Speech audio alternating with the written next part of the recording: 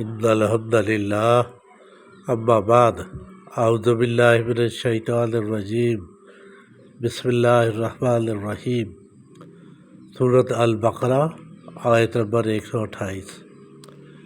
ربنا اے ہمارے رب، واجعلنا اور ہمیں بنا دے، مسلمین فرما بردار، لکا اپنا، ومن ذریتنا اور ہماری اولاد میں سے بھی، امتاً ایک امت، مسلمتاً فرما بردار، لکا اپنے لیے، وارنا اور دکھا ہمیں، مناسکنا حج کے طریقے، وتب علینا اور توبہ قبول فرما ہماری، انکا بے شک تو ہی، انت التواب الرحیم تو ہی توبہ قبول کرنے والا، رحم فرمانے والا ہے۔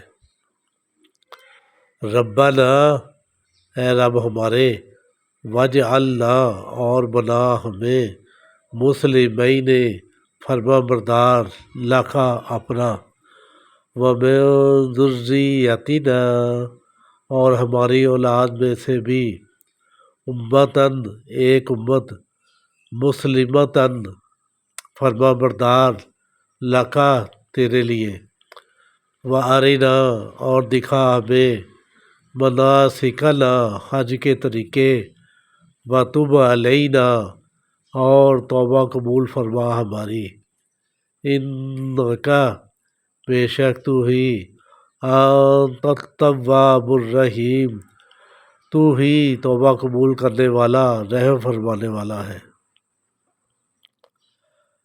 اللہ تبارک و تعالیٰ کے نبی حضرت ابراہیم علیہ السلام اور اسماعیل علیہ السلام، انہوں نے اللہ تبارک و تعالیٰ کے حکم کے مطابق خانہ کعبہ کی تعمیر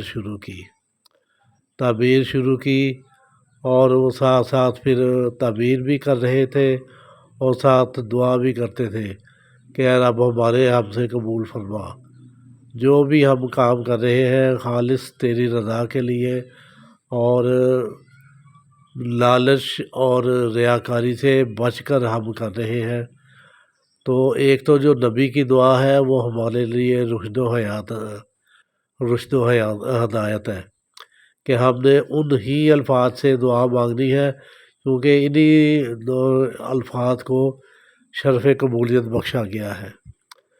تو دوسری بات یہ ہے کہ ریاکاری اور جو نا دکھاوا اور لالچ یہ نہیں ہونا چاہیے۔ لالچ ایک ہی ہونا چاہیے کہ اللہ تعالیٰ قبول فرمائے اور اللہ تعالیٰ معاف فرمائے۔ تو یہ خانہ کعبہ کی تعمیر بھی کر رہے تھے اور ساتھ یہ بھی دعا کر رہے تھے کہ یا اللہ ہماری اولاد میں سے بھی ایسی ایک امت بنا دے جو تیری فرما بردار ہو، اور اے ہمارے رب ہمیں حج کے طور طریقے سکھا دے، حج کیسے کرنا ہے، حج کے ارکان کیا ہے، فرائض کیا ہے، یہ ہمیں بتا دے اور ہماری توبہ قبول فرما۔ ظاہر ہے جب بھی کوئی بندہ حج کرنے جاتا ہے تو ادھر جا کے وہ پھر اپنی جو نا گناہوں کی بخشش کی دعا کرتا ہے۔ تو اللہ تبارک و تعالیٰ سے نبیوں نے بھی دعا کی ہے اپنی بخشش کی، اور ہمارے لیے بھی ایک ہدایت ہے کہ ہم نے بھی ایسے ہی دعا کرنی ہے۔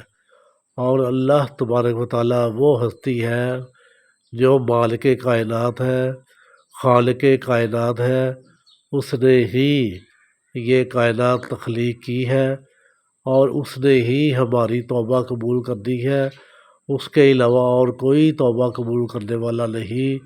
وہ توبہ قبول کرے گا تو پھر رحم ہوگا، جب توبہ قبول ہوگی تو اس کے بعد ہی رحم جو ہے نا وہ اللہ تبارک و تعالیٰ فرمائے گا۔